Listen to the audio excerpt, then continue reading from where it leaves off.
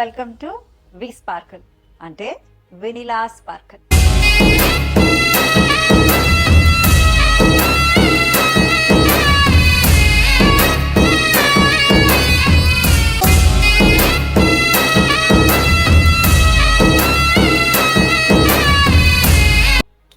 So life before and life after, దీనికి నేను best example చెప్తాను.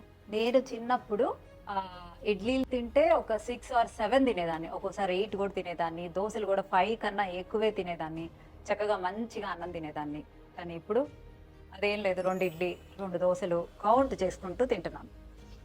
లైఫ్ బిఫోర్ లైఫ్ ఆఫ్టర్ ఎందుకైందంటే, ఇది వరకు నేను స్కూల్కి నడిచి వెళ్ళేదాన్ని, షాప్కి నడిచి వెళ్ళేదాన్ని, ఎక్కడికి వెళ్ళాలన్నా నడకతోనే. ఇంట్లో పనులు కూడా అంటే చిన్నప్పుడు ఇలా ట్యాప్ తిప్పితే వచ్చేది కాదు, బోరింగులు కొట్టేవాళ్ళం, వాటర్ కూడా మోసుకొని వెళ్ళేవాళ్ళం. సో ఇన్ని పనులు ఉన్నాయి కాబట్టి మనకి చాలా క్యాలరీస్ రిక్వైర్డ్ ఉన్నాయి కాబట్టి అప్పుడు చక్కగా ఎంత తిన్నా కూడా లావ్ అయ్యేవాళ్ళం కాదు.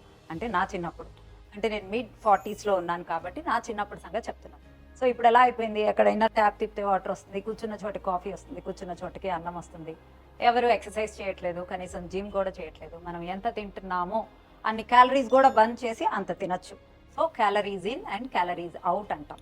సో డైటింగ్ చేసేటప్పుడు కూడా మీరు ఎంత తిన్నదానికన్నా ఎక్కువ ఖర్చు పెడితే మీరు వెయిట్ తగ్గుతారు.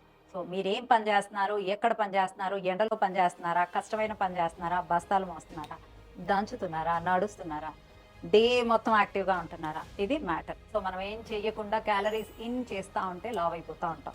So calories in calories out, note this point.